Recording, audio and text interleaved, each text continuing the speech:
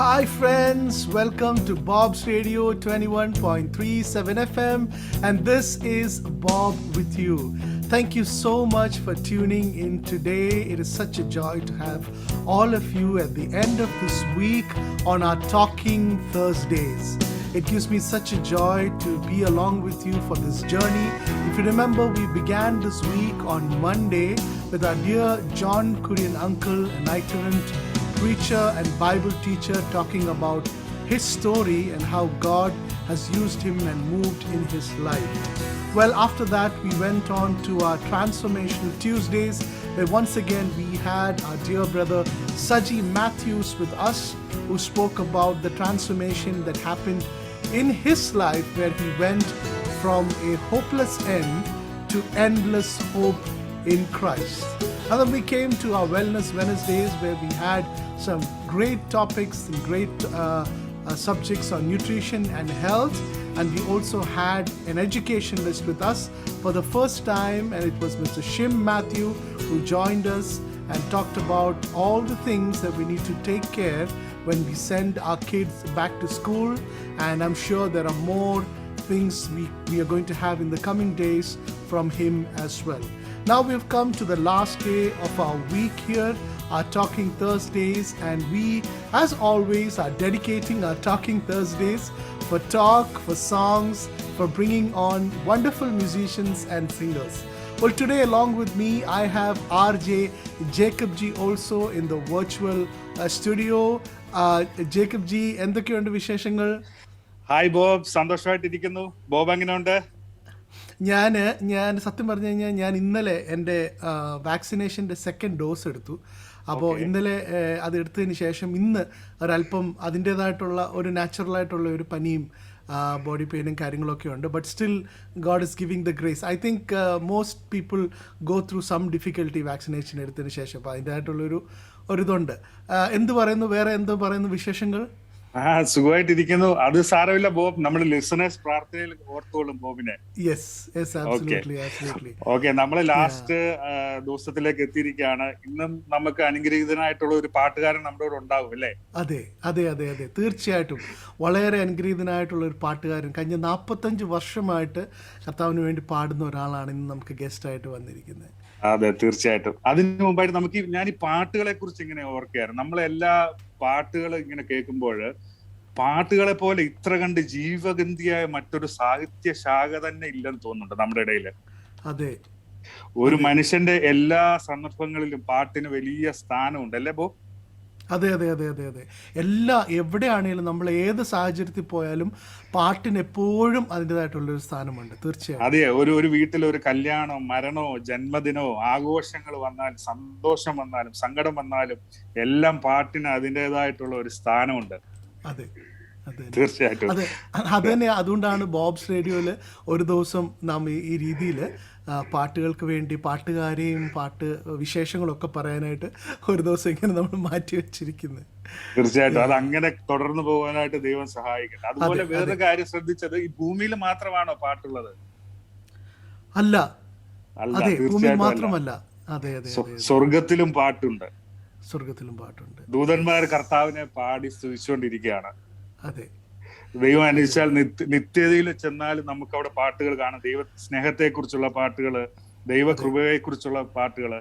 പിന്നെ നമ്മൾ ഈ ബൈബിള് നോക്കുവാണെങ്കിൽ ബൈബിളിൽ തന്നെ ഒരു ചാപ്റ്റർ അതിനുവേണ്ടി ഈ ഒരു പാട്ടിന് വേണ്ടി മാറ്റി വെച്ചേക്കാണ്. അതെ അതെ അതെ അതെ അതെ, സങ്കീർത്തനങ്ങൾ എന്ന് പറഞ്ഞു. അതെ, അതാണ് അത് അത് തന്നെ കറക്റ്റ് ഒരു പുസ്തകം അതിനുവേണ്ടി തന്നെ മാറ്റി വെച്ചിരിക്കുകയാണ്. എത്ര മനോഹരമാണ്. ഞാൻ ആ സ്വർഗത്തിലെ കാര്യം ചിന്തിക്കായിരുന്നു. നമ്മൾ ദൈവസന്നിധിയിൽ നിൽക്കുമ്പോൾ അല്ലേ, ദൈവത്തെ പാടി മഹത്വപ്പെടുത്തുകയും eternity, worshipping God for eternity. What a wonderful concept ദാസ്. ഇവിടെ നമുക്ക് ദുഃഖങ്ങളുണ്ട്, പ്രയാസങ്ങളുണ്ട്, സങ്കടങ്ങളുണ്ട്, വേദനകളുണ്ട് അല്ലേ. പക്ഷേ നിത്യമായി നമ്മുടെ പിതാവിൻ്റെ കൂടെ നിത്യമായി സന്തോഷിക്കുന്ന, നിത്യമായി ആരാധിക്കുന്ന, പാട്ട് പാടുന്ന, സ്തുതിക്കുന്ന ഒരു ദിവസം അധികം താമസിയാതെ തന്നെ ഉണ്ടാവും അല്ലേ ജേക്കബ്? അതെ, തീർച്ചയായും. നിത്യതയിലും പാട്ടുണ്ട്. അപ്പൊ പാട്ട് അത്ര ചെറിയ ആളല്ല. Ade. Well, indeed, dear friends, dear brothers and sisters, we have indeed another wonderful singer with us talking about songs. He has been singing for the past 45 years. He was born in 1954. He accepted Christ in 1972. His wife is Moni, his children Benny Kurian, Betty Kurian, and Bijoy Kurian.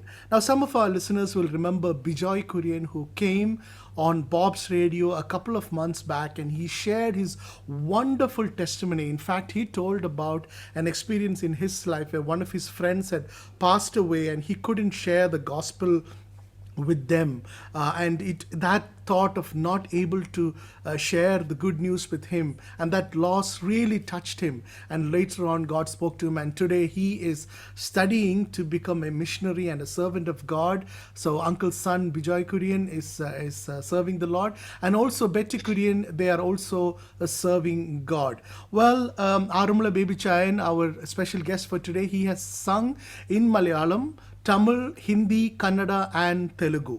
He has sung in more than 2,000 stages around the world, and even today he is still singing.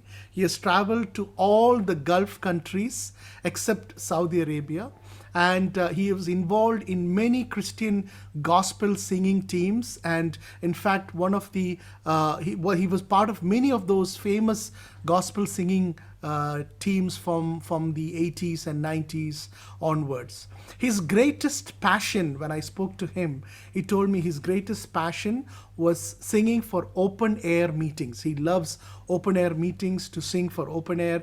There's a lot of responses that we get when he does the open air meetings, and that is his passion, and he keeps loving to do those open air meetings as well. His home place is a place called Walana in close to Aramula, bordering Chenganur. That is where he was born and raised, and indeed it is such a joy to have him with us. But before we bring him on air, let's listen to a song, a very popular song in his voice, Olangale.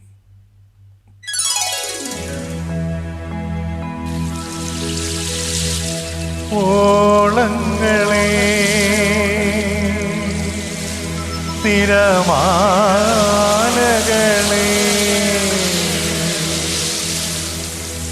കണ്ടുവോ N പ്രിയനേ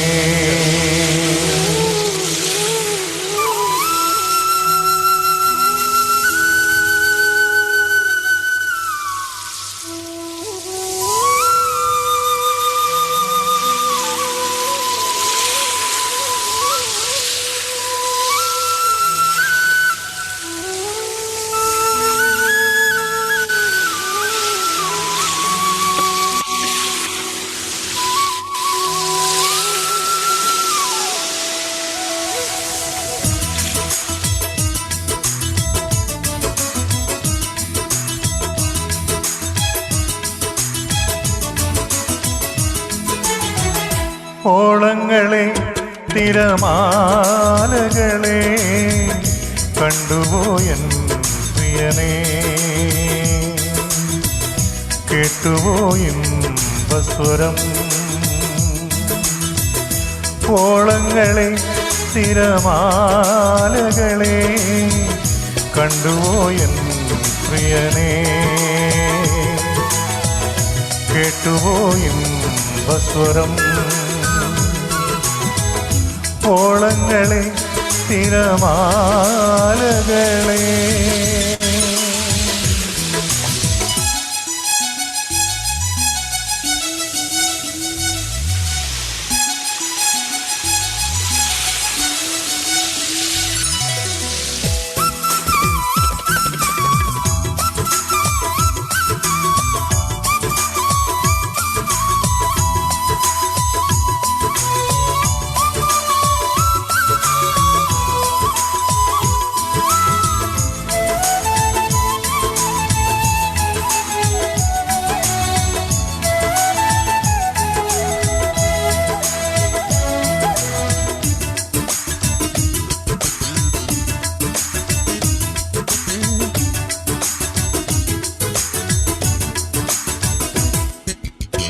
പതിനായിരങ്ങളിൽ അതിസുന്ദരനാ ആഴിയെ ഉള്ളം കയ്യിൽ വഹിക്കുന്നവൻ.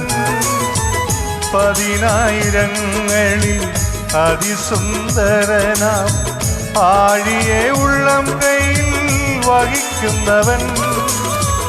ഊഴിയെ നാഴി കൊണ്ടളക്കുന്നവൻ.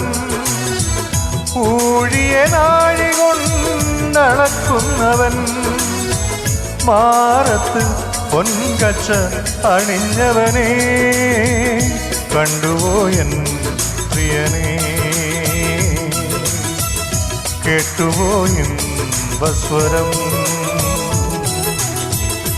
ഓളങ്ങളെ തിരമാലകളെ കണ്ടുപോയൻ പ്രിയനെ. കേട്ടുപോയും ബസ്വരം.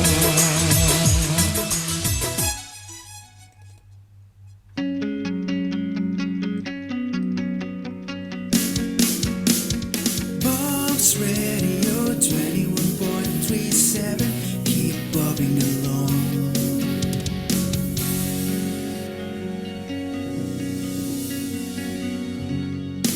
Yes, Bevcha, thank you so much for coming on air today. Thank you, Bob, for inviting me to this program. ഒത്തിരി സന്തോഷമുണ്ട്. നമുക്ക് ബോംബെയിൽ നിന്നും നമ്മളോടൊരു ലിസണർ ചോദിക്കുന്നു, KM Matthew Mumbai, asking us, are we going to talk to him live? അപ്പം അച്ഛനോട് ലൈവായിട്ട് സംസാരിക്കാൻ പോകുന്നുണ്ടെന്ന് ഇങ്ങനെ ആകാംക്ഷയോടെ ഓൾറെഡി നമുക്ക് ക്വസ്റ്റ്യൻസ് വന്നിരിക്കുകയാണ്. He is my co-brother. Oh, wonderful. Yes. Okay. So indeed, അച്ഛാ, നമുക്ക് ഒത്തിരി വളരെ മനോഹരമായിട്ടുള്ള ഒരു പാട്ട് നമ്മൾ കേട്ടു, ഓളങ്ങളെ. നല്ല ശബ്ദം. ഞാൻ ആദ്യം നമ്മൾ ആ ഒരു തുടക്കത്തിലേക്ക് പോകാം. എപ്പോഴാണ് പാടാനായിട്ട് തുടങ്ങിയത്? ഏത് സമയത്താണ് അങ്ങനെ ഒരു തീരുമാനം എടുത്തത്? അതുപോലെ തന്നെ ദൈവത്തിന് വേണ്ടി മാത്രമേ പാടുകയുള്ളൂ എന്നുള്ള ആ ഒരു തീരുമാനത്തോടുകൂടി മുമ്പോട്ട് പോകാനുള്ള കാരണം എന്താ? 1976 ഞാൻ കൺവെൻഷനിൽ പാടാൻ തുടങ്ങിയത്. രക്ഷിക്കപ്പെട്ട് ദൈവത്തിനായി വേർതിരിക്കപ്പെട്ട വ്യക്തിക്ക് ദൈവത്തിന് വേണ്ടിയല്ലാതെ വേറൊരു പാട്ട് പാടാൻ കഴിയുകയില്ല. അത് ശരിയുമല്ല. അതുകൊണ്ട് 1972 രക്ഷിക്കപ്പെട്ടതെന്ന് പറഞ്ഞല്ലോ. അപ്പോൾ 76 ഈ പാട്ടിന് ഇറങ്ങിയപ്പോൾ ദൈവത്തിന് വേണ്ടി മാത്രമല്ലാതെ ഞാൻ വേറെ ആർക്ക് വേണ്ടിയാണ് പാടേണ്ടത്? ദൈവത്തിന് വേണ്ടി മാത്രം പാടുക. അന്ന് കൺവെൻഷനുകളിൽ പാടി അങ്ങനെ തുടക്കമിട്ടു. അതായിരുന്നു എൻ്റെ ആരംഭ കാലഘട്ടം. അങ്ങനെ കൺവെൻഷനുകൾ പാടി തുടങ്ങുമ്പോൾ അന്ന് വിചാരിച്ചിരുന്നോ ഇനിയും മറ്റൊന്നും വേറെ ഒരു കാര്യത്തിനും പോകത്തില്ല, ഈ ഒരു ശുശ്രൂഷ തന്നെ മുമ്പോട്ട് കണ്ടിന്യൂ ചെയ്യും, അന്നൊരു ഫീലിംഗ് ഉണ്ടായിരുന്നോ? അന്ന് പാടിത്തുടങ്ങിയപ്പോൾ അങ്ങനെ ആദ്യം ചിന്തിച്ചില്ല. എന്നാൽ പിന്നീട് എനിക്ക് കൺവെൻഷനിൽ ദൈവത്തിന് വേണ്ടി പാടുന്നത് ഒരു ഹരമായിട്ട് മാറി. ഒരു വലിയ എന്താന്ന് പറയുക, വലിയ ഒരു സന്തോഷമായിട്ട് എനിക്ക് തോന്നി. അതുകൊണ്ട് അതിനുവേണ്ടി തുടരാനായിട്ട് തന്നെ ഞാൻ തീരുമാനിച്ചു. പക്ഷേ എൻ്റെ വീട്ടുകാർ ഒരിക്കലും എന്നെ അനുകൂലിച്ചിരുന്നില്ല. അവർ എതിർപ്പായിരുന്നു. അവർ വേണ്ടി ഒരു ജോലിയൊക്കെ ശരിയാക്കി. പക്ഷേ ഞാനതിന് പോകാൻ തയ്യാറില്ല. അപ്പോൾ എന്നോട് ചോദിച്ചു, നിൻ്റെ ശബ്ദം പോയാൽ നീ എന്ത് ചെയ്യും? അപ്പോൾ ഞാൻ അവരോട് പറഞ്ഞു, ഞാൻ ജോലിക്ക് പോയി ഞാൻ മരിച്ചു പോയാൽ നിങ്ങളെന്ത് ചെയ്യും? അപ്പോൾ അവർക്ക് മറ്റൊന്നും പറയാനില്ലായിരുന്നു. പിന്നെ അവർ എന്നോടൊന്നും പറഞ്ഞിട്ടില്ല. പിന്നെ ഞാൻ തുടർന്ന് ദൈവത്തിൻ്റെ വേല ചെയ്യുകയായിരുന്നു. Oh wow, amazing. Before we go forward, let's listen to another song. അടുത്തൊരു ഗാനം കൂടെ നമുക്ക് കേൾക്കാം. കാതുകളെ കേൾക്കുന്നുവോ കേൾക്കുന്നുവോ കേൾക്കുന്നുവോ സ്വർഗീയ സംഗീതധാര. കണ്ണുകളെ കാണുന്നുവോ കാണുന്നുവോ ദ്യോവിൻ വർണ്ണധാര. മനസ്സുകളെ ഉണരുക, തിരയുക, നമിക്കുക.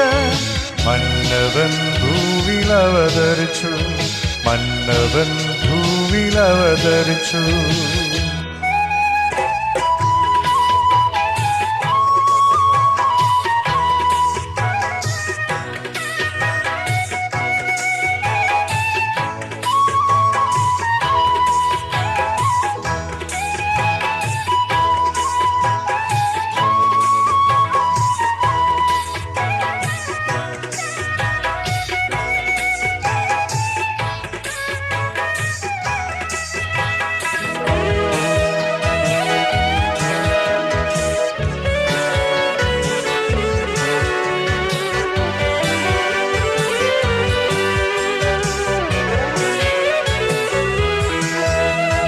വാനവർ പാടും സ്നേഹഗീതം വാനവീഥികളിൽ ഉയരുന്നു.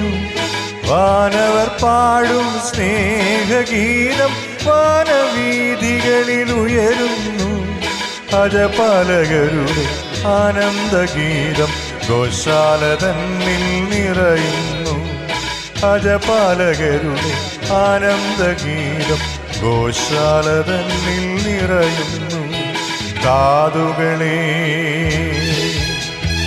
കേൾക്കുന്നുവോ കേൾക്കുന്നുവോ കേൾക്കുന്നുവോ സ്വർഗീയ സംഗീതധാര. കണ്ണുകളെ കാണുന്നുവോ കാണുന്നുവോ യോവിൻ വർണ്ണധാര. മനസ്സുകളെ ഉണരുക തിരയുക നമിക്കുക. മന്നവൻ ഭൂവിൽ അവതരിച്ചു. മന്നവൻ ഭൂവിൽ അവതരിച്ചു. കാതുകളെ കേൾക്കുന്നുവോ കേൾക്കുന്നുവോ.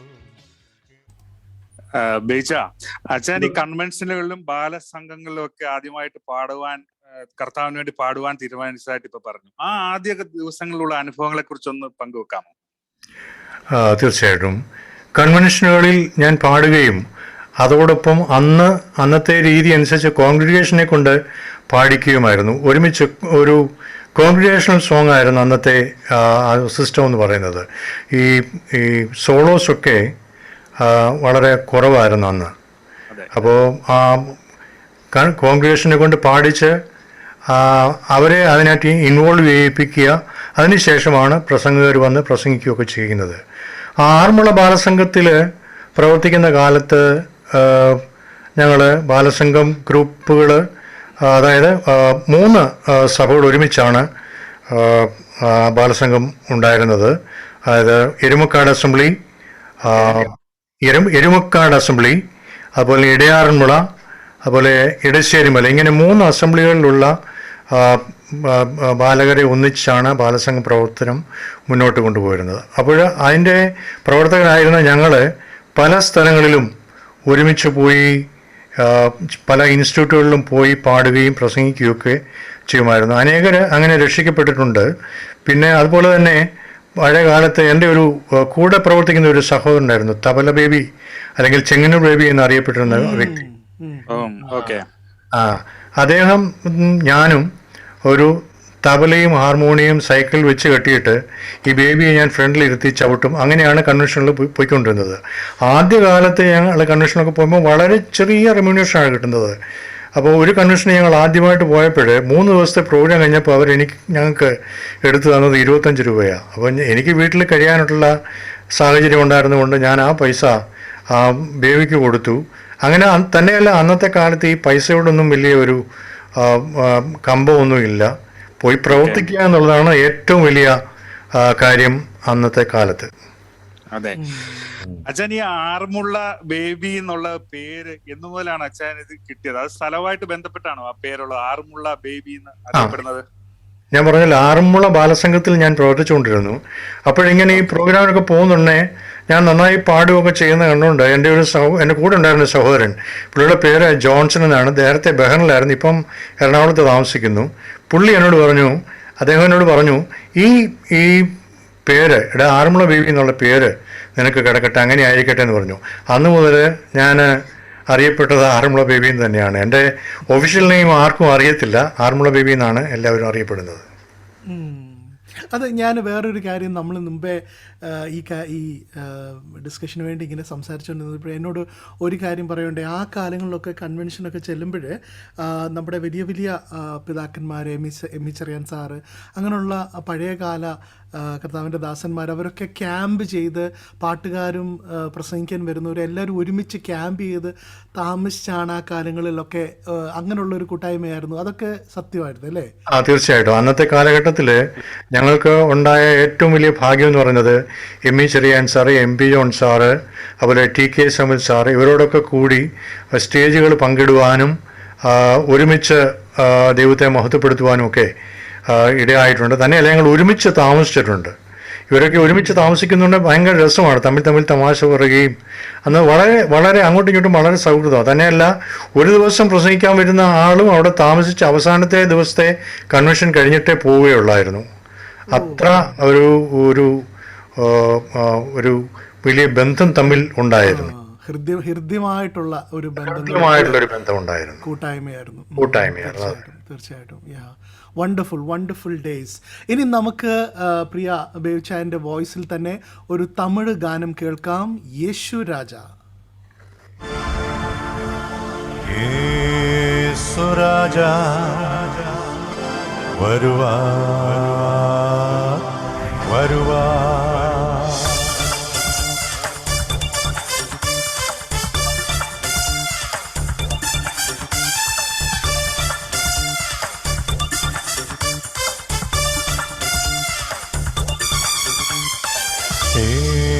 യേശുരാജ വരുവാർ വരുവാർ യേശുരാജ വരുവാർ വരുവാർ നീയാന യേശുരാജ വരുവാർ വരുവാർ നീയാന യേശുരാജ വരുവാർ വരുവാർ യേശുരാജ വരുവാർ വരുവാർ യേശുരാജ വരുവാർ വരുവാർ.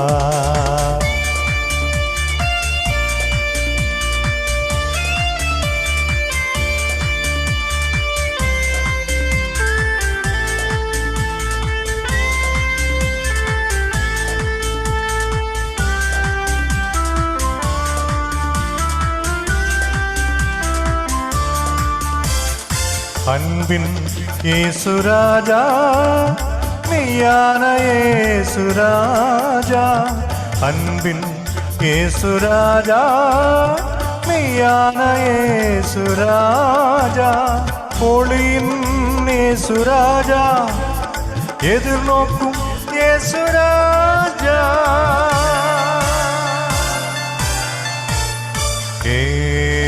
இயேசுராஜா வருவார் வருவார் യേശുരാജ വരുവാർ വരുവാർ. I'm sure many of us from the 80s kids and 90s kids, we would be remembering these songs. I'm sure some of you would have heard these songs live, sung by some of those great famous gospel teams of those days. Armala Bebichan also has an experience of being part of many of these wonderful gospel troops. Acha, എങ്ങനെയാണ് campus ക്രൂസൈഡിൽ അല്ലെങ്കിൽ campus crusade ശുശ്രൂഷയിൽ ചേരാൻ കഴിഞ്ഞതും അതുപോലെ തന്നെ അതോടുള്ള ബന്ധത്തിലുള്ള ശുശ്രൂഷകളൊക്കെ അതിനെപ്പറ്റി ഒന്ന് പറയാമോ? എൻ്റെ ഫസ്റ്റ് കസിൻ്റെ മാവിയുടെ ബിൽഡിങ്ങിലായിരുന്നു കോട്ടയത്തെ ക്യാമ്പസ് ക്രൂസൈഡിൻ്റെ ഓഫീസ്. അപ്പോൾ അവിടെ തോമസ് എബ്രഹാം അല്ലെങ്കിൽ സണ്ണിച്ചായൻ ഇന്ത്യ ക്യാമ്പസ് ക്രൂസൈഡിൻ്റെ നാഷണൽ ഡയറക്ടറായിരുന്ന ആളായിരുന്നു അദ്ദേഹം അവിടെ നിന്ന് വരുന്നുണ്ടെന്ന് കേട്ടപ്പോൾ അപ്പോൾ എനിക്ക് പാടണം എന്നുള്ള താല്പര്യവും ഉണ്ടായിരുന്നു, ക്യാമ്പസിൽ ചേർന്ന് പ്രവർത്തിക്കണമെന്ന് ആഗ്രഹം ഉണ്ടായിരുന്നു.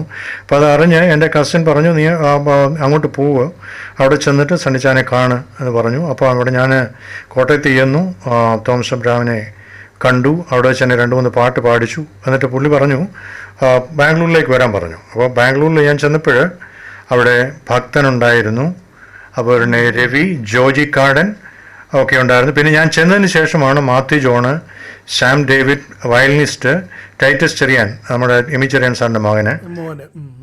പിന്നെ ഞങ്ങളുടെ കൂടെ പിന്നെ പ്രസംഗിക്കാനായിട്ടും വണ്ടി ഓടിക്കാനായിട്ടും ഒരു അച്ചായൻ വരുമായിരുന്നു, പ്രസാദ് അച്ചായൻ. അങ്ങനെ ഞങ്ങൾ ഇത്രയും പേരായിരുന്നു അതിനകത്ത് പ്രവർത്തിച്ചു കൊണ്ടിരുന്നത്. ഒരുപാട് സ്ഥലങ്ങളിൽ പോകാനും ദൈവനാമ മഹത്വത്തിനായിട്ട് പാടാനും ഒക്കെ ഇടയായി. അന്ന് ഞങ്ങൾ തമിഴ്നാട്ടിലൊരു പ്രോഗ്രാമിന് പോയപ്പം അവിടെ വെച്ചാണ് ഞാൻ ഏറ്റവും കൂടിയ ജനസമൂഹത്തെ അഭിമുഖീകരിക്കുന്നത്.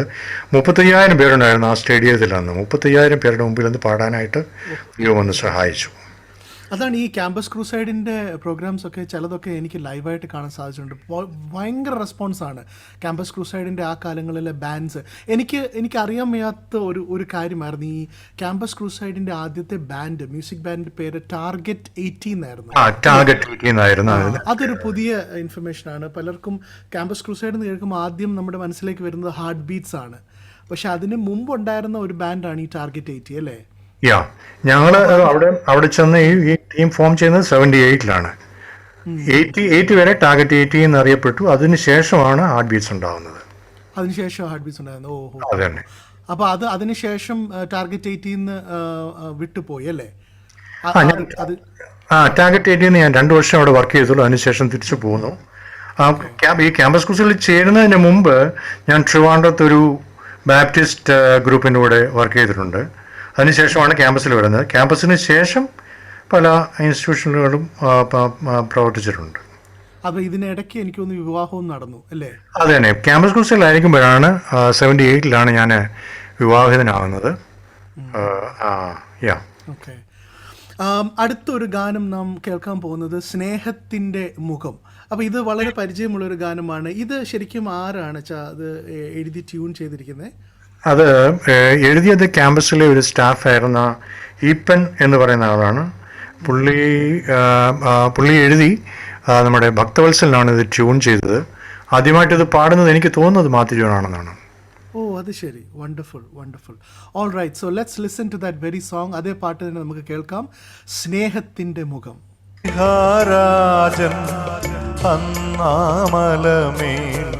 പാടുകളേറ്റപ്പോ മഷിഹാരാജൻ അന്നാമലമേൽ പാടുകളേറ്റപ്പോ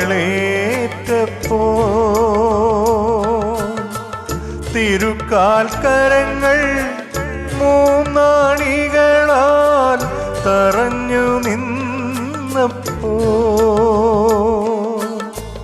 തിരുക്കാൽക്കരങ്ങൾ 3 നാണികളാൽ തറഞ്ഞു നിന്നപ്പോ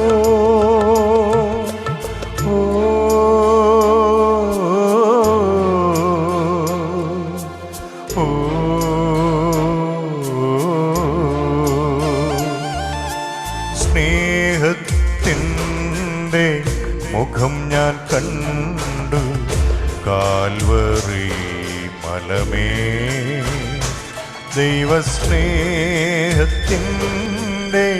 നിറം ഞാൻ കണ്ടു കാൽവറി മലമേ.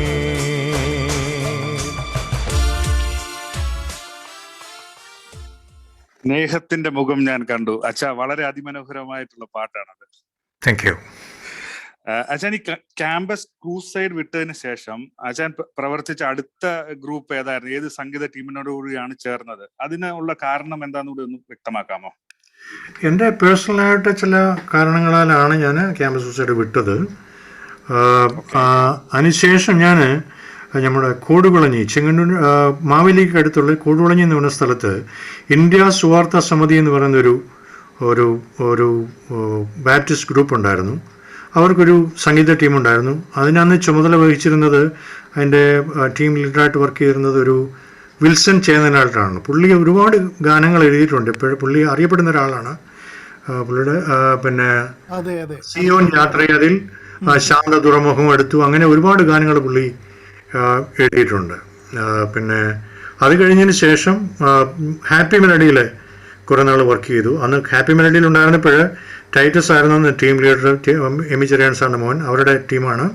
പിന്നെ അതിനകത്ത് കോട്ടയം ജോയി, പിന്നെ സാബു ആൻ്റണി, ഞാൻ, അങ്ങനെ ഞങ്ങൾ ഇത്രയും പേരാണ് ആദ്യമായിട്ടുണ്ടായിരുന്നത്. പിന്നെ അതിന് ശേഷം ക്യാമ്പസ് സൂസൈഡ് വിട്ടപ്പോൾ മാത്യു ജോണും സണ്ണി ചെറിയൻകീഴും ഞങ്ങളുടെ കൂടെ ഹാപ്പി മെലഡിയിൽ വീണ്ടും ചേർന്നു. അതിനുശേഷമാണ് മാസ്റ്റേഴ്സ് വോയിസ് ഉണ്ടാകുന്നത്. അത് തോട്ടപ്പള്ളി, മാത്യു ജോൺ, സണ്ണി, ഈ ചെറിയൻകീഴ്, ഞാൻ, അങ്ങനെ 4 പേര് കൂടിയാണ് ആ ടീം ഫോം ചെയ്യുന്നത്. അതിനകത്ത് പിന്നെ ഒരു സാബു ആൻ്റണി കീബോർഡിസ്റ്റ്, തബല വായിക്കുന്ന ഒരു ബാബു ഒക്കെ ഉണ്ടായിരുന്നു. അപ്പോൾ ആ കാലങ്ങളിലുണ്ടായിരുന്ന എല്ലാ പ്രധാനപ്പെട്ട, അതായത് happy melody, masters voice, campus crusade എല്ലാവരുടെയും കൂടെ വർക്ക് ചെയ്യാനുള്ള അല്ലെങ്കിൽ പങ്കുകൊള്ളാനുള്ള ഒരു ഭാഗ്യം ലഭിച്ചല്ലേ? ഉണ്ടായിട്ടുണ്ട്. പിന്നെ ഒരു കാര്യം കൂടി, ഹാപ്പി മെലഡിയുടെ തീം സോങ് ഞാനാണ് എഴുതിയത്. ഒരു ക്രിസ്മസ് സോങ് ആയിട്ടാണ് എഴുതിയത്. പക്ഷേ അത് ഞാൻ ഹാപ്പി മെലഡി ചെന്നപ്പോൾ അതിൻ്റെ തീം സോങ് ആയിട്ട് എഴുതി. Years ago in Bethlehem during the reign of king Herod എന്ന് പറഞ്ഞ് തുടങ്ങിയ ആ ഒരു ഗാനം ഇപ്പോഴും അവർ ആ തീം സോങ് തന്നെയാണ് പാടുന്നത്. ലാസ്റ്റിൽ അത് പാടിയാണ് നിർത്തുന്നത്. അത് ശരി. പാട്ട് എഴുതുന്ന കാര്യം പറഞ്ഞപ്പോഴേ ഞാനൊരു കാര്യം ചോദിച്ചോട്ടെ. നമുക്ക് ഒരു ലിസണർ നമ്മളോട് ഒരു ക്വസ്റ്റ്യൻ ചോദിച്ചിട്ടുണ്ട്. Can you please play one of his Kannada song? Kannada ഗാനങ്ങൾ പാടിയിട്ടുണ്ടോ? കന്നഡ ഗാനങ്ങൾ പാടിയിട്ടുണ്ട്, പക്ഷെ അത് റെക്കോർഡ് ചെയ്തത് എൻ്റെ ഇല്ല. റെക്കോർഡ് ചെയ്തിട്ടില്ല. ഇപ്പോഴും അതൊന്നും ശരിക്കും ഓർമ്മയില്ല, കാരണം ഒത്തിരി നാളായത്. അപ്പോൾ for our listeners, we have Nishita asking us that question to play a Kannada song. So Nishita, let me do one thing. In the coming week, I will try to find a song. I will ask Uncle to send us the Kannada song if it is available, and if the recording is there, definitely in the coming week we will be playing that Kannada song. I love to play different languages in India, so I'd love to play that Kannada song, and definitely let's see if we can get hold of it, and definitely we will do that.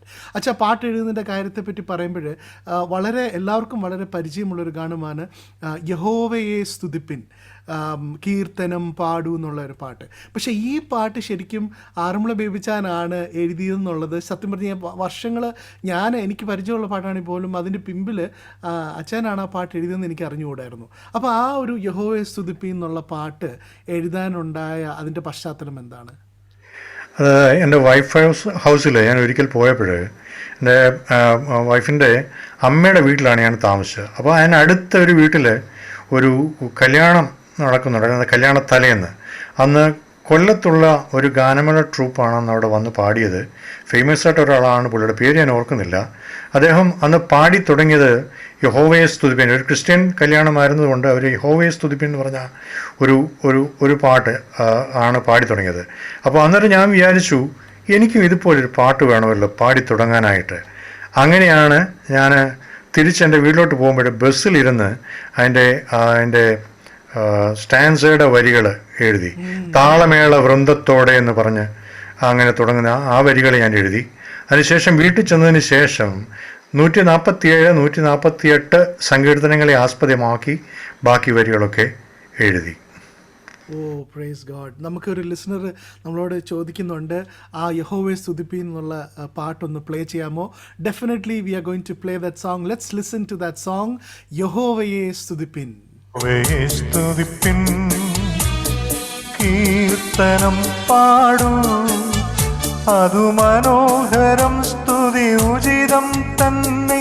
യഹോവയെ സ്തുതിപ്പിൻ, യഹോവയെ സ്തുതിപ്പിൻ, യഹോവയെ സ്തുതിപ്പിൻ, കീർത്തനം പാടൂ, അതു മനോഹരം, സ്തുതി ഉചിതം തന്നെ. യഹോവയെ സ്തുതിപ്പിൻ, യഹോവയെ സ്തുതിപ്പിൻ.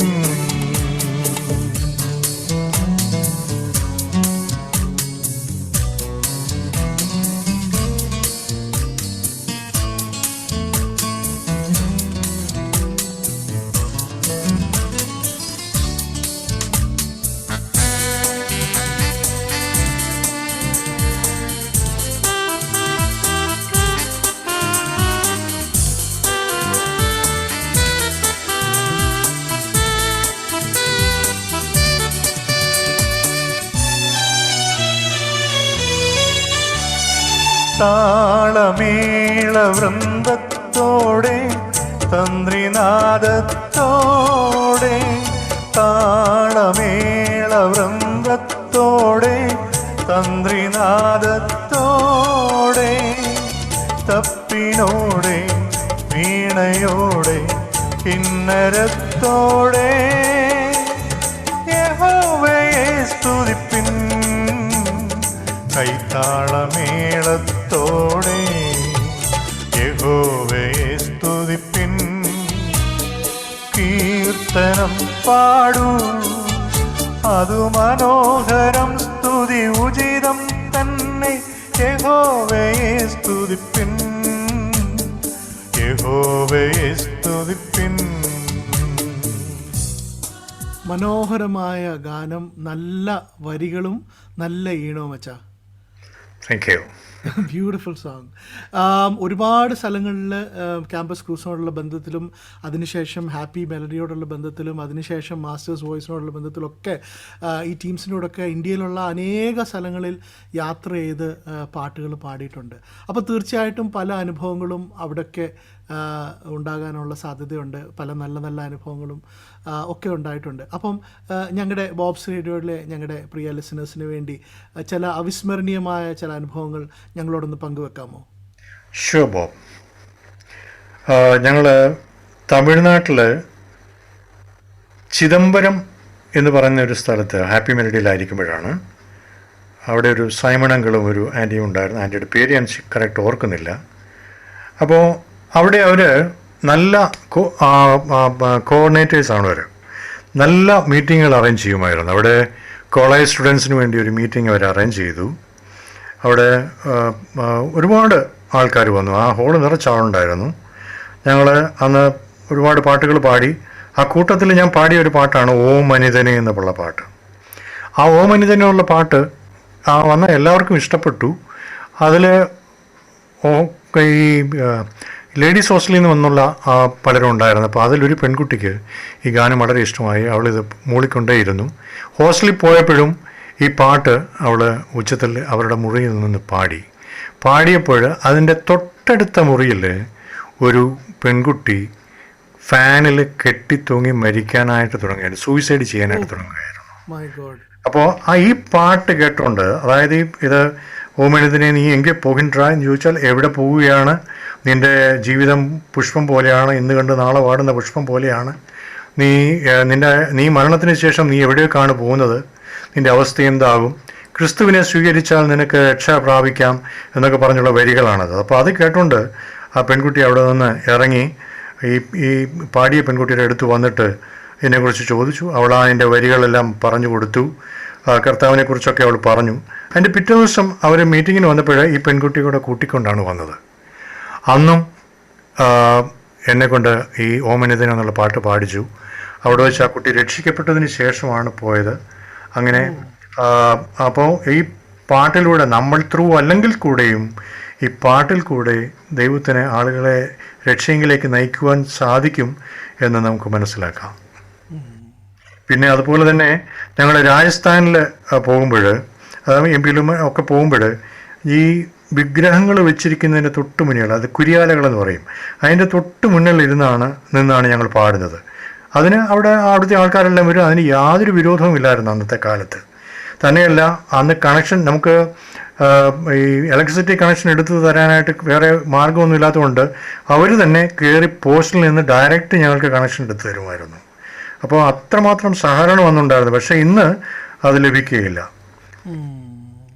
അങ്ങനെ അത് കഴിഞ്ഞതിന് ശേഷം ഞാൻ ഈ ക്യാമ്പസ് ഹോസ്റ്റലിലായിരുന്നപ്പോൾ എൻ്റെ ഈ മറ്റു പാട്ടുകാരോട് ഒരുമിച്ച് അവിടെ ഒരു പ്രോഗ്രാം ചെയ്യാനായിട്ട് ഈ ക്രിസ്ത്യൻ കോളേജ്, ഞാൻ പഠിച്ച കോളേജിൽ പോയി. ആ പഠിച്ച കോളേജിൽ ഞാൻ പോയി എന്നുള്ളതിൻ്റെ പ്രത്യേകത എന്ന് പറയുന്നത്, എന്നെ അവിടെ നിന്ന് മദ്യപാനം നിമിത്തം സസ്പെൻഡ് ചെയ്തതാണ്. എന്നെ അവിടെ നിന്ന് പറഞ്ഞു വിട്ടതാണ്. ആ കോളേജിൽ എനിക്ക് പോയി, ഞാൻ രക്ഷിക്കപ്പെട്ടതിന് ശേഷം എനിക്ക് അവിടെ പോയി ഈ ടീമിൻ്റെ കൂടെ നിന്ന് പാടാൻ, എൻ്റെ സാക്ഷ്യം പറയാൻ ഇടയായി. അത് കേട്ട് അവിടെ പഠിപ്പിക്കുന്ന ഒരു അധ്യാപകൻ രക്ഷിക്കപ്പെട്ടു എന്നാണ് ഞാൻ പിന്നീട് അറിയാനിടയായത്. മൈ ഗുഡ്നസ്, എന്ത് നല്ല അനുഭവങ്ങളാണ് അല്ലേ. അങ്ങനെയുള്ള സാഹചര്യത്തിൽ നമ്മെ സസ്പെൻഡ് ചെയ്തെടുത്ത് തന്നെ പോയി നിന്ന് പാടി കർത്താവിന് വേണ്ടി പാടി ഒരു ആത്മാവിനെ നേടാനായിട്ട് സാധിച്ചു. അതെ അതെ തീർച്ചയായിട്ടും. Wonderful wonderful. ഒരു കാര്യം പ്രത്യേകം അങ്കിൾ എന്നോട് പറയുണ്ടായി, ഏറ്റവും ഇഷ്ടപ്പെടുന്നത് പരസ്യയോഗങ്ങളിൽ പാടുക എന്നുള്ളതാണെന്ന് പറയുണ്ടായി. അതെന്താണ്? അതിന് നല്ലൊരു റെസ്പോൺസ് കിട്ടുന്നുണ്ട്, അത് വളരെ ഇഷ്ടപ്പെടുന്ന ഒരു ശുശ്രൂഷയാണ്. അതെന്തുകൊണ്ടാണ് അതിനെ ഒത്തിരി ഇഷ്ടപ്പെടുന്നത്?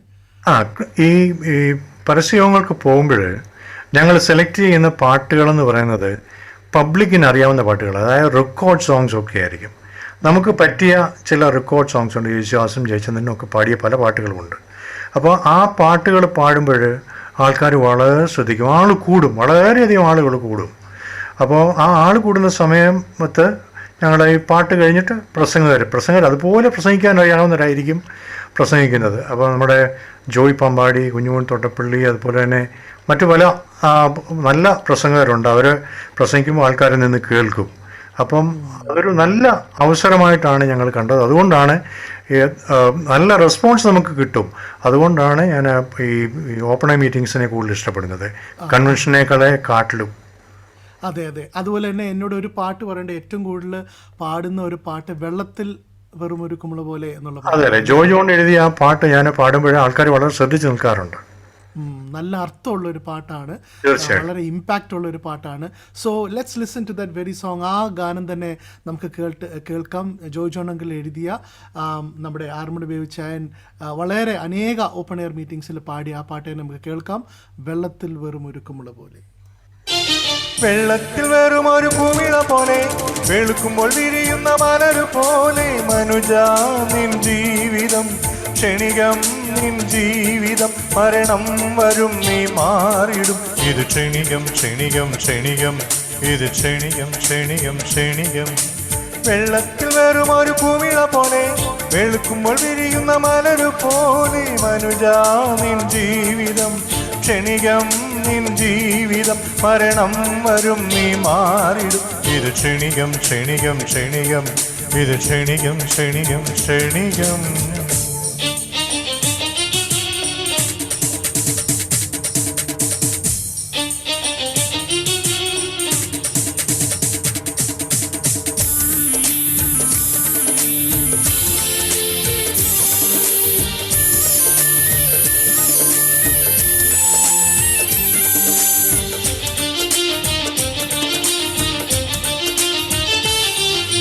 പണ്ഡിത പാമര ഭേദമെന്നേ, പണക്കാർ പാവങ്ങൾ ഭേദമെന്നേ. പണ്ഡിത പാമര ഭേദമെന്നേ, പണക്കാർ പാവങ്ങൾ ഭേദമെന്നേ. പട്ടിണിയായാലും സമൃദ്ധിയിലും പല പല സമയത്തെ മരണം വരും. പട്ടിണിയായാലും സമൃദ്ധിയിലും പല പല സമയത്തെ മരണം വരും. വെള്ളത്തിൽ വെറും ഒരു കുമിള പോലെ, വെളുക്കുമ്പോൾ വിരിയുന്ന മലരു പോലെ, മനുജാ നിൻ ജീവിതം ക്ഷണികം, നിൻ ജീവിതം മരണം വരും, നീ മാറിടും.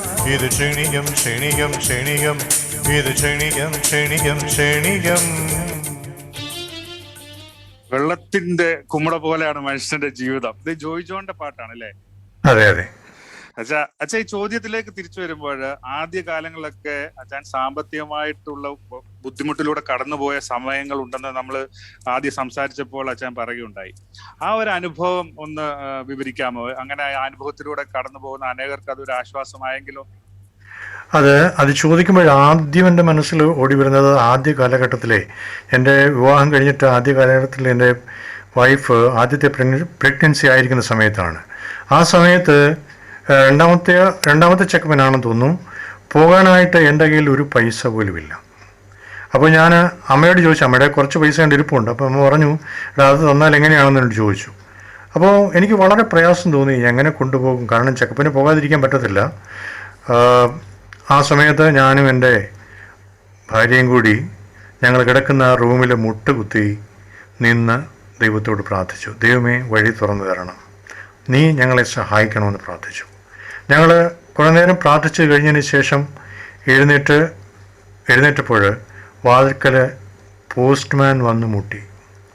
പോസ്റ്റ്മാൻ അന്ന് വന്ന് ഒരു രജിസ്റ്റേർഡ് ഉണ്ടെന്ന് പറഞ്ഞു. അപ്പോൾ ഞങ്ങളുടെ അവിടുന്ന് ഒരു അച്ചായന് MK തോമസ് എന്ന് പറയും. പുള്ളി US-ലായിരുന്നു. പുള്ളി അവിടെ നിന്ന് ഒരു രജിസ്റ്റേർഡ് ലെറ്റർ അയച്ചിരിക്കുകയായിരുന്നു. ഞാനത് വാങ്ങിച്ച് ഒപ്പിട്ട് കൊടുത്ത് വാങ്ങിച്ചിട്ട് പൊട്ടിച്ച് നോക്കിയപ്പോൾ അതിനകത്ത് $30, അന്നത്തെ കാലത്ത് $30 എന്ന് പറഞ്ഞാൽ വലിയ ഒരു സംഖ്യയാണ്. അത് ഞാൻ അന്ന് ബാങ്കിൽ പോയി മാറി പിറ്റേ ദിവസം ഞങ്ങൾ ചെക്കപ്പിനായിട്ട് പോയി. ദൈവത്തിന് എത്രമാത്രം സ്തോത്രം ഞാൻ പറഞ്ഞെന്നറിയാമോ, ഞങ്ങളത് പറഞ്ഞെന്നറിയാമോ. അതുപോലെ തന്നെ ചില മാസങ്ങളിൽ ഞാൻ എൻ്റെ ചിലവ് ഞാൻ കണക്ക് കൂട്ടി നോക്കിയിട്ടുണ്ട്. ചില മാസങ്ങളിൽ 9,000 രൂപ, അന്നത്തെ കാലത്ത് 13,000 രൂപയൊക്കെ വരുമായിരുന്നു. അപ്പോൾ ഞാൻ തന്നെ അതിശയം വിചാരിച്ചിട്ടുണ്ട്, ഇത് എവിടുന്ന് വന്നു, എങ്ങനെ വന്നു? ദൈവം നടത്തുന്ന വഴികൾ അത്ഭുതമാണ്. അതുപോലെ എൻ്റെ ഒരു ഹൈന്ദവ സഹോദരൻ ഉണ്ടായിരുന്നു ഞങ്ങളുടെ സഭയ്ക്കടുത്ത്. അപ്പോൾ പുള്ളി എന്നോട് ചോദിച്ചു, അച്ഛാ ബേച്ചാൻ വല്ലതും മാജിക് വല്ലതും ഉണ്ടോ എന്ന് ചോദിച്ചിട്ടുണ്ട്. എങ്ങനെയാ കാര്യങ്ങൾ മുന്നോട്ട് പോകുന്നത്? അവർക്കറിയത്തില്ലല്ലോ ദൈവം നമ്മളെ നടത്തുന്നതാണെന്നുള്ളത്. അതെ അതെ അതെ, അമേസിങ്. വളരെ വളരെ അത്ഭുതകരമായി ദൈവം നമ്മളെ നടത്തുന്നു. പ്രിയ അച്ചായനെ കഴിഞ്ഞ നാളുകളിൽ ദൈവം അത്ഭുതകരമായിട്ട് നടത്തി. ദൈവത്തിന് വളരെ സ്തോത്രം.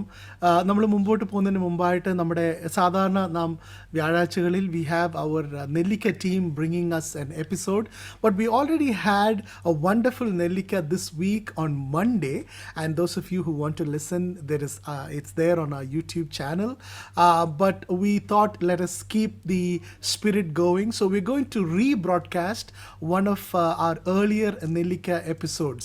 ജേക്കബ് ജി, നമുക്കൊരു നെല്ലിക്ക കേട്ട് കളഞ്ഞാലോ? തീർച്ചയായിട്ടും ഒരു നെല്ലിക്ക കേൾക്കാം. All right. Okay. നെല്ലിക്ക. You mean gooseberry? യെസ്, ആദ്യം കഴിക്കും, പിന്നെ മധുരിക്കും.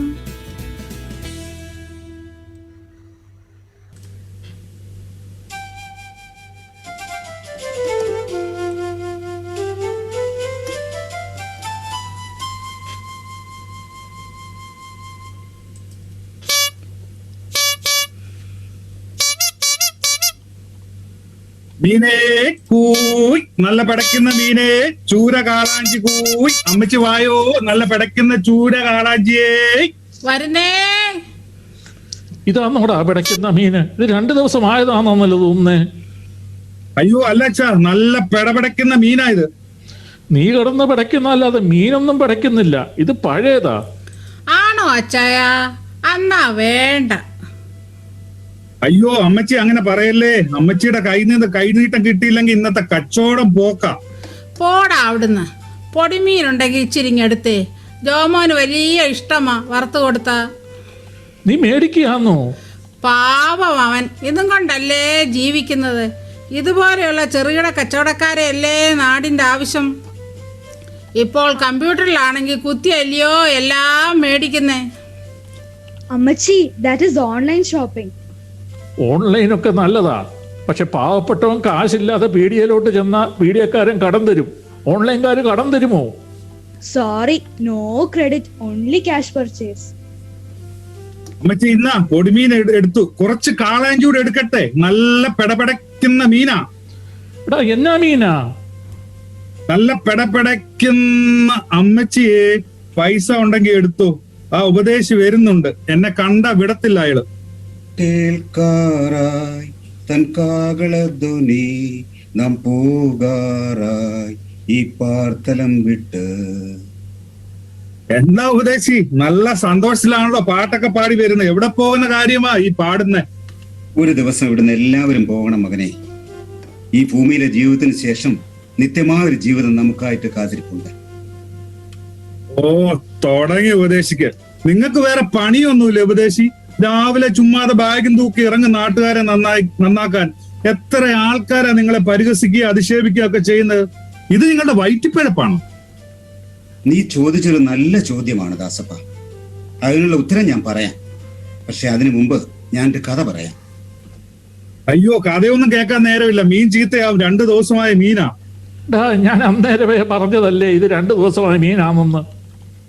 അല്ലല്ല, ഇത് പിടയ്ക്കുന്ന മീനാ. 2 ദിവസം നല്ലോണം പിടച്ചോണ്ടിരുന്ന മീനാ. ആ കഥ പറ. അങ്ങ് ദൂരെ ഒരു ഗ്രാമം. കൊടിയ വരൾച്ച കൊണ്ട് ഗ്രാമം ദുരിതത്തിലായി. തോട്, പുഴകൾ, കിണറുകൾ എല്ലാം വറ്റി വരണ്ടു. ഒരു തുള്ളി വെള്ളം പോലും കിട്ടാതെ ഗ്രാമവാസികൾ ദാഹിച്ചു വരണ്ട് മരിക്കാറായി. ഈ സമയം ഗ്രാമത്തിലുള്ള ഒരാൾ തൊട്ടടുത്തുള്ള വനത്തിൽ ഒരു നീരുറവ കണ്ടെത്തി. നല്ല ഒഴുക്കുള്ള നീരുറവ. അയാൾ ധാരാളം വെള്ളം കുടിച്ചു. തന്റെ ദാഹവും ക്ഷീണവും ഒക്കെ മാറ്റി. ഇനി അയാൾ എന്ത് ചെയ്യണമെന്ന് ദാസപ്പൻ പറ.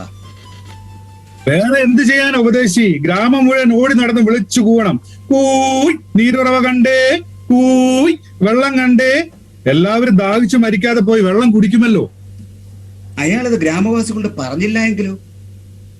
അയാളത് ഗ്രാമവാസികളോട് പറയാതിരിക്കാൻ പറ്റുമോ? കാരണം ഒരു ഗ്രാമം മുഴുവൻ നശിച്ചോണ്ടിരിക്കുകയല്ലേ. പറയാതിരുന്നാൽ അയാളൊരു സ്വാർത്ഥനല്ലേ? ഇത് തന്നെയാ ദാസപ്പ ഞങ്ങളും ചെയ്യുന്നത്. ഞങ്ങൾ അറിഞ്ഞ സത്യം, ഞങ്ങൾ അനുഭവിക്കുന്ന സന്തോഷം, സമാധാനം, ഇത് മറ്റുള്ളവരോട് അറിയിക്കാനാണ് ഞങ്ങൾ ഈ ഉറക്കെ വിളിച്ചു പറഞ്ഞുകൊണ്ട് നടക്കുന്നത്. നിങ്ങൾ എന്നാ സത്യം അറിഞ്ഞെന്നാ ഈ പറയുന്നേ? കർത്താവായ യേശുക്രിസ്തു ലോകരക്ഷിതാവാണെന്നുള്ള സത്യം, സകല മാനവരാശിയുടെയും പാപപരിഹാരത്തിനായി തന്റെ ജീവനെ വച്ചുകൊടുത്തു എന്നുള്ള സത്യം. ദാസപ്പൻ അറിയോ, ഞങ്ങളെ പരിഹസിച്ചാലും ഉപദ്രവിച്ചാലും പിന്നെയും ഇത് ഞങ്ങൾ വന്ന് പറയുന്നതിന്റെ പിന്നിലുള്ള ചേതോവികാരം ഇതാണ്. ബൈബിൾ പറയുന്നു, ഒരു ആത്മാവിന്റെ വില സർവ്വലോകത്തെക്കാളും വലുതാണെന്ന്. ജീവപര്യന്തം നമ്മെ വഴി നടത്തുന്ന, മരണത്തിനപ്പുറവും നമ്മെ കൊണ്ടെത്തിക്കുന്ന ഒരു ദൈവം ഉണ്ട്. ദാസപ്പ, ഇതായി ട്രാക്ട് നീ വീട്ടിൽ കൊണ്ടുവന്ന് വായിച്ചു നോക്ക്. ശരി, ഞാനിതൊന്ന് വായിച്ചു നോക്കാം. പക്ഷെ ഒരു കാര്യം എനിക്ക് മനസ്സിലായി, ഉപദേശി എന്തോ വലിയൊരു സന്തോഷം അനുഭവിക്കുന്നുണ്ട്. ഞാൻ ഇത് വായിച്ചിട്ട് എന്തെങ്കിലും സംശയം ഉണ്ടെങ്കിൽ തിരിച്ചു വരാം. ശരി സഹോദര, ദൈവം നിന്നെയും നിന്റെ കുടുംബത്തെയും അനുഗ്രഹിക്കട്ടെ. ഓക്കെ ഉപദേശി, ഞാൻ പോട്ടെ. ഊയ്, നല്ല പടയ്ക്കുന്ന മീനേ, ഊയ്, സൂര്യകാളാഞ്ചേ, നെല്ലിക്ക. You mean gooseberry? യെസ്, ആദ്യം കഴിക്കും, പിന്നെ മധുരിക്കും. Wonderful message of the gospel. എത്ര മനോഹരമായി സുവിശേഷം അവതരിപ്പിക്കാൻ നമ്മുടെ നെല്ലിക്ക ടീമിന് അതിലൂടെ സാധിച്ചു. ബേച്ച, നേരത്തെ ഞങ്ങളുടെ നെല്ലിക്ക കേട്ടിട്ടുണ്ടോ? നേരത്തെ ഞാൻ കേട്ടിട്ടുണ്ട്. ഇത് വളരെ നന്നായിരുന്നു. ഓക്കെ. അച്ഛാ, വർഷങ്ങൾക്ക് മുമ്പ് അച്ഛൻ്റെ ഒരു ഹാർട്ട് അറ്റാക്ക് ഉണ്ടായതായിട്ട് നമ്മുടെ പ്രാർത്ഥനാ വിഷയമായിട്ടൊക്കെ കേരളത്തിലും ലോകമെമ്പാടുമുള്ള ജനങ്ങൾ അച്ഛനെ ഓർത്ത് പ്രാർത്ഥിച്ചതാണ്. ആ അനുഭവത്തെ കുറിച്ച് ഒന്ന് പറയാമോ? അതുപോലെ ആ ജീവിതത്തിലേക്ക് തിരിച്ചു മടങ്ങി വന്ന ആ രണ്ടാം ജന്മത്തെ കുറിച്ച് ലിസണേഴ്സുമായിട്ടൊന്ന് പങ്കുവെക്കാമോ? ഓക്കെ, തീർച്ചയായിട്ടും. 2008 സെപ്റ്റംബർ 17 ആ ദിവസം ഞാൻ മറക്കത്തില്ല. കാരണം അതുപോലെ വേദന അനുഭവിച്ച ദിവസമാണ്. ഭയങ്കരമായിട്ടുള്ളൊരു അറ്റാക്കാണെന്നുണ്ടായത്. അന്ന് ഹോസ്പിറ്റലിൽ പോയി. അത് ഒരു പ്രൈവറ്റ് ഹോസ്പിറ്റലായിരുന്നു. അവിടെ നിന്ന് പിറ്റേ ദിവസം വീണ്ടും മെഡിക്കൽ കോളേജിലെ ഒരു ഡോക്ടറെ അടുത്ത് പോയി. അവിടെ തന്നെ പുള്ളി പറഞ്ഞ് പെട്ടെന്ന് അഡ്മിറ്റ് ചെയ്തോളാൻ പറഞ്ഞു. അത് കഴിഞ്ഞിട്ട് അവർ ഒബ്സർവേഷനിലാണ് കിടത്തിയത്. 48 മണിക്കൂർ കഴിഞ്ഞിട്ട് എന്തെങ്കിലും പറയാൻ പറ്റുള്ളൂ പറഞ്ഞ് ഇഞ്ചക്ഷൻസൊക്കെ തന്നു, ക്ലോട്ട് അലിയാനുള്ളത്. പക്ഷെ അതുകൊണ്ടൊന്നും ഒരു പ്രയോജനമുണ്ടായില്ല. അത് കഴിഞ്ഞിട്ട് ആൻജിയോഗ്രാം എടുത്തപ്പോൾ 5 ബ്ലോക്ക് ഉണ്ടായിരുന്നു. അത് കഴിഞ്ഞ് അതിന് ഓപ്പറേഷനും 2008 ഒക്ടോബർ 14 എൻ്റെ സർജറി നടക്കുന്നത്. ആ സർജറിക്ക് ശേഷം ഞാൻ എൻ്റെ വീട്ടിൽ വന്ന് ഇങ്ങനെ വിശ്രമിച്ചുകൊണ്ടിരിക്കുമ്പോൾ എൻ്റെ ഒരു അടുത്ത സുഹൃത്ത്, ഒരു സുവിശേഷകൻ, അറിയപ്പെടുന്ന സുവിശേഷകനാണ്, പുള്ളിയുടെ പേര് ഞാൻ പറയുന്നില്ല, അദ്ദേഹം വന്നിട്ട് എനിക്ക് വേണ്ടി പ്രാർത്ഥിച്ചത് ഇങ്ങനെയാണ്: ദൈവമേ, നിൻ്റെ ദാസനെ ഇതുവരെയും നീ സഹായിച്ചു, അങ്ങയുടെ ശുശ്രൂഷ ചെയ്യാനായിട്ട് വളരെ എടുത്തുപയോഗിച്ചു. എന്നാൽ ഇനിയും തന്നെക്കുറിച്ച് അങ്ങ് ആഗ്രഹിക്കുന്നത് വിശ്രമിക്കാനാണല്ലോ. ദൈവമേ, അങ്ങ് സഹായിക്കണമെന്ന് പറഞ്ഞ് പ്രാർത്ഥിച്ചു. അപ്പോൾ എനിക്ക് ഭയങ്കര വിഷമം തോന്നി. കാരണം വെച്ചാൽ, കർത്താവേ, ഇനി എനിക്ക് പാടാൻ പറ്റത്തില്ലേ? ഇനി ഞാൻ വിശ്രമിക്കാനാണോ അങ്ങ് ഉദ്ദേശിക്കുന്നത്? അങ്ങനെയൊക്കെ ചിന്തയുണ്ടായി. ഞാൻ വളരെ വളരെ പ്രയാസപ്പെട്ടു. അത് കഴിഞ്ഞിട്ട് ഒരു 3 മാസം കഴിഞ്ഞപ്പോൾ എനിക്ക് ഇതിൽ നിന്ന് സുഖം പ്രാപിച്ചപ്പോഴപ്പം ഡോക്ടർ പറഞ്ഞു ഇനിയും നോർമൽ ജീവിതം കുഴപ്പമൊന്നുമില്ല എന്ന് പറഞ്ഞു. അപ്പോൾ അതിന് ശേഷം ആ 3 മാസം കഴിഞ്ഞ ഉടനെ തന്നെ ഞാനൊരു കൺവെൻഷന് പോയി. മണർകാട് ഉണ്ടായിരുന്ന തന്നെ ഞാൻ താമസിക്കാൻ അടുത്തുണ്ടായിരുന്ന ഒരു കൺവെൻഷനിൽ പോയി നന്നായി, നേരത്തേനെക്കാട്ടിൽ വളരെ നന്നായി പാടാൻ ദൈവം എന്നെ സഹായിച്ചു. അതുമുതൽ ഇതുവരെയും ദൈവം എന്നെ സഹായിച്ചു കൊണ്ടിരിക്കുന്നു. ഇതുവരെയും ദൈവത്തിൻ്റെ കൃപ കൊണ്ട് വോയിസിനൊരു കുഴപ്പവും വന്നിട്ടില്ല. അത് ദൈവത്തിൻ്റെ കൃപ. അച്ഛാ, ഞങ്ങൾക്ക് അത് വളരെ സമയങ്ങൾ ഇങ്ങനെ ഇരുന്ന് വർത്തമാനം പറയണമെന്ന് ഒത്തിരി ആഗ്രഹമുണ്ട്. പക്ഷേ അൺഫോർച്ചുനേറ്റ്ലി നമ്മുടെ സമയം അവസാനിച്ചിരിക്കുകയാണ്. ഇത്രയും മനോഹരമായ ഗാനങ്ങൾ പാടി ഞങ്ങൾക്ക് തന്നതിൽ വളരെ സന്തോഷം. മാത്രമല്ല അനേക ജീവിതത്തിലെ അനുഭവങ്ങൾ പറഞ്ഞു തന്ന് പ്രത്യേകിച്ച് ഞങ്ങളുടെ ലിസണേഴ്സിന് ഒരു അനുഗ്രഹമായി, തീർച്ചയായിട്ടും അതൊരു അനുഗ്രഹമായി തീർന്നിട്ടുണ്ട്. ഇപ്പോൾ നാം വിട പറയുന്നതിന് മുമ്പായിട്ട് ബോബ്സ് റേഡിയോയിലുള്ള ലിസണേഴ്സിനോടുള്ള അവസാനമായിട്ട് പറയാൻ ആഗ്രഹിക്കുന്ന വാക്കുകൾ എന്താണ്? ഓക്കെ, എൻ്റെ കാര്യം ഉൾപ്പെടുത്തി ഞാൻ പറയാം. ഞാൻ രക്ഷിക്കപ്പെട്ട് കാൽവറി ക്രൂശിൻ്റെ ചുവട്ടിൽ നിന്നും എൻ്റെ യാത്ര ആരംഭിച്ചപ്പോൾ എൻ്റെ പാപഭാരം നീങ്ങി, സന്തോഷവും സമാധാനവും കൊണ്ട് എൻ്റെ ഹൃദയം നിറഞ്ഞു. തുറന്നുള്ള ജീവിതത്തിൽ സന്തോഷങ്ങൾ മാത്രമല്ലെങ്കിലും ബുദ്ധിമുട്ടുകൾ, ദുഃഖം, രോഗം, പ്രയാസങ്ങൾ ഒക്കെ ഉണ്ടായി. എന്നാൽ ഇതിലൊക്കെ എൻ്റെ ദൈവം, ലോകത്തെ ജയിച്ച, മരണത്തെ ജയിച്ച, എന്നെ രക്ഷിച്ച എൻ്റെ വീണ്ടെടുപ്പുകാരനായ ദൈവം എന്നെ കരം പിടിച്ച് ഇതിലെല്ലാം അതിജീവിച്ച് കഴിയുവാനായിട്ട് ദൈവം ഇടയാക്കി. അതുപോലെ തന്നെ എനിക്കൊരു കാര്യം പറയാനുള്ളത്, മാത്രമല്ല നാം ദൈവത്തോട് വിശ്വസ്തരായിരിക്കണം. എന്ത് ചെയ്താലും അത് പിറുപിറുപ്പ് കൂടാതെ, ചെറിയ കാര്യമാണെങ്കിലും വലിയ കാര്യമാണെങ്കിലും സന്തോഷത്തോടെ ചെയ്യണം. പിന്നെ പാട്ട് പാടുന്നവരോടൊരു കാര്യം പറയാനുള്ളത്, പാടുന്നതിന് മുമ്പ് നിങ്ങൾ ജസ്റ്റ് പഠിച്ച് പാടുകയല്ല വേണ്ടത്. Practice several times and Singh perfectly.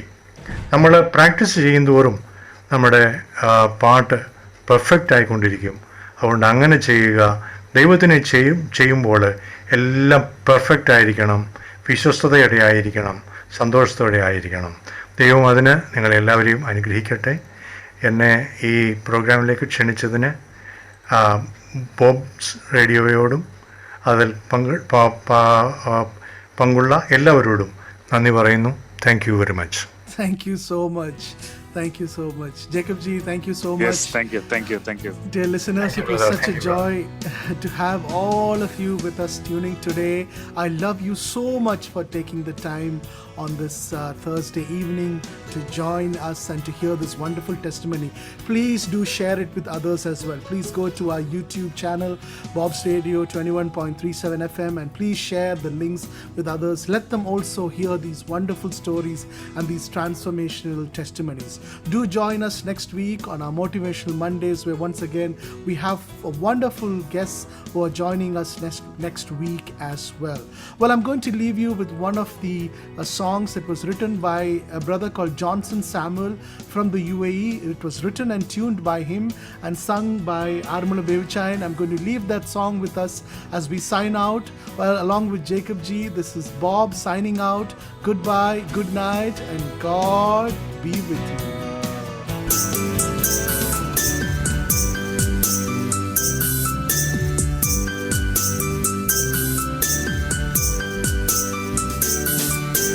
പാപഭാരം നീങ്ങി ഞാൻ വാഴുന്നീ ഭൂമിയിൽ, പരമരാജാവിൻ സമ്പൂർണ്ണയാകത്താം. പാപഭാരം നീങ്ങി ഞാൻ വാഴുന്നീ ഭൂമിയിൽ, പരമരാജാവിൻ സമ്പൂർണ്ണയാകത്താം. കണ്ടു ഞാനാ കാൽവരിയിൽ കനലിൽ എരിയും യാഗം, കേട്ടു ഞാനാ കാൽവരിയിൽ സ്നേഹസാന്ത്വനരാഗം. കണ്ടു ഞാനാ കാൽവരിയിൽ കനലിൽ എരിയും യാഗം, കേട്ടു ഞാനാ കാൽവരിയിൽ സ്നേഹസാന്ത്വനരാഗം. Thank you for joining us today. Catch you next week. God be with you. Bye-bye.